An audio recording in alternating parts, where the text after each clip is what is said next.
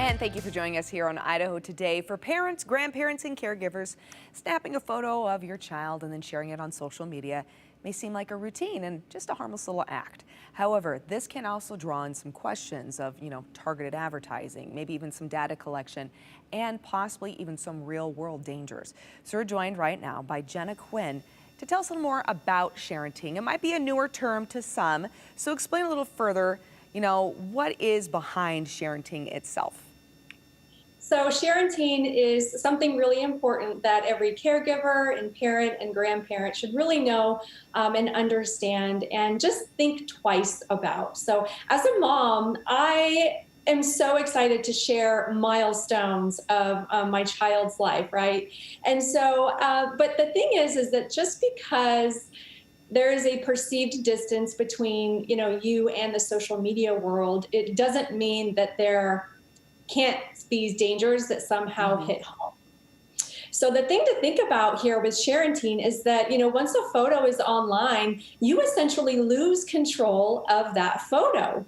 Okay, it can be shared, it can be saved, it can be printed, and it can be altered by essentially anyone. So I just wanted to give some quick tips for everyone just to think twice about some of the photos that they're sharing for Yeah, safety. and I'm so glad that you have these tips because, as a parent, that's how I communicate sometimes with other parents that I know that live across the country or family and friends. And I want them to be a part of these events that happen in my life when it comes to our kids. But then how can we still include that conversation but not overshare?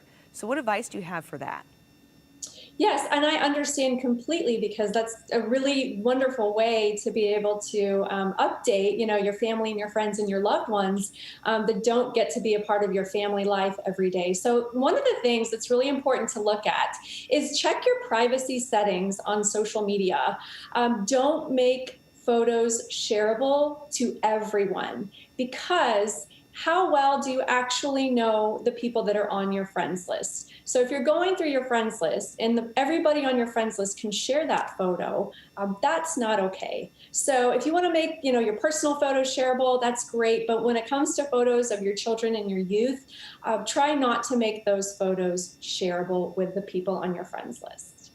Okay, so make sure that you are aware who's on your friend list, and then, like you're saying, do some of those kind of publicly exposed controls, if you will. Now, what about our kids, though, themselves being on social media? Are there certain things that we should be looking out for as well as parents?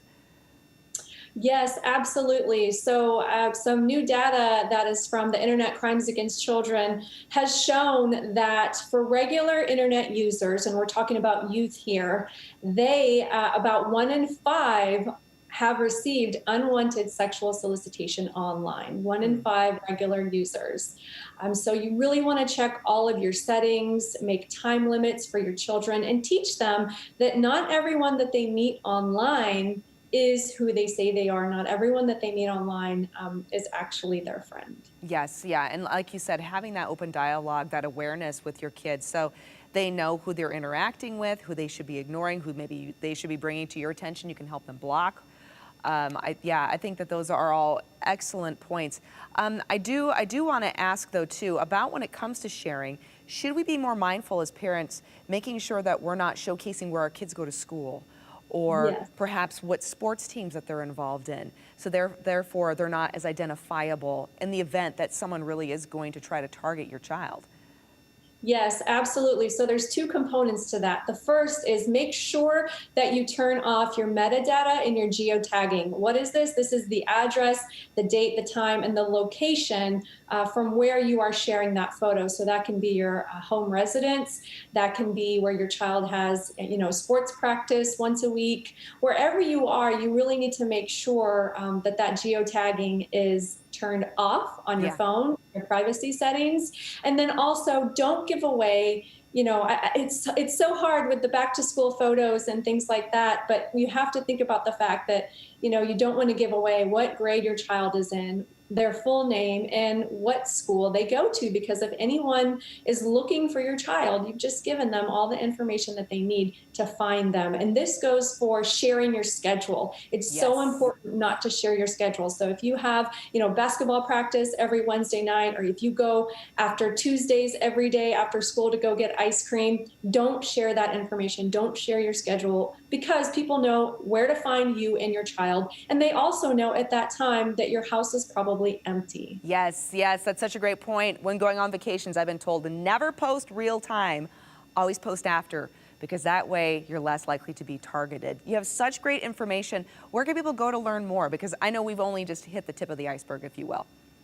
Yes, absolutely. Yeah, we want to do everything we can to make sure everybody is equipped for safety with their families. So you can visit my website. It's jennaquinn.org, and I have lots of good resources out there for you and your family. Wonderful. Thank you so much, Jenna. Greatly appreciate it. And everyone else, stick around. We have more to come here on Idaho Today right after the break.